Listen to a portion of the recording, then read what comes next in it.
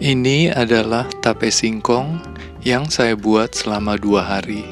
Tape ini mengandung probiotik Lactobacillus yang sangat menyehatkan buat pencernaan dan meningkatkan sistem kekebalan tubuh.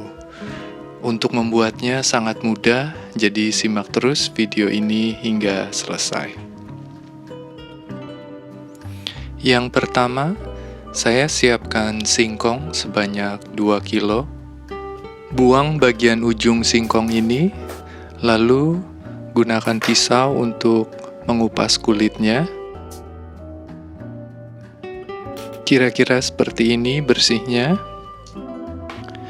Saya akan kupas semua singkong ini, dan saya akan percepat video ini agar tidak terlalu lama. Setelah semuanya terkupas, saya akan cuci. Ini setelah dicuci, saya potong hampir sama rata semuanya agar memudahkan saat direbus. Siapkan air panas dan mulai masukkan singkong ini yang akan saya rebus selama 15 menit.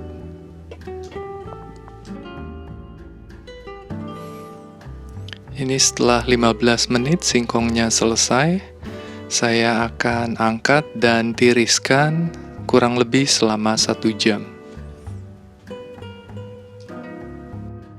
Di sini saya siapkan 2 ragi tape dan 2 sendok teh gula pasir. Untuk ragi tapenya bisa dibeli di Tokopedia.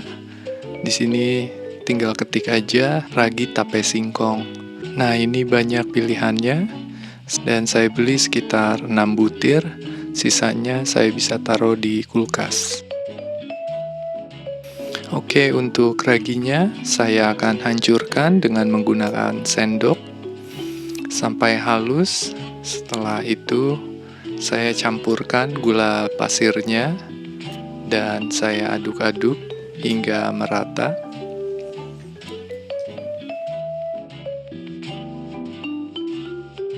Baluri singkong ini dengan raginya.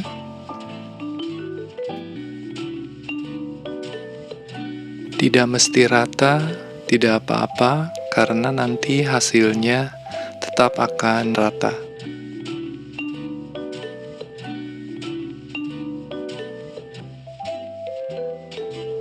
Setelah semuanya selesai, saya akan tutup dengan tisu paper dan saya gunakan karet gelang, lalu diamkan di suhu ruang hingga 2 hari.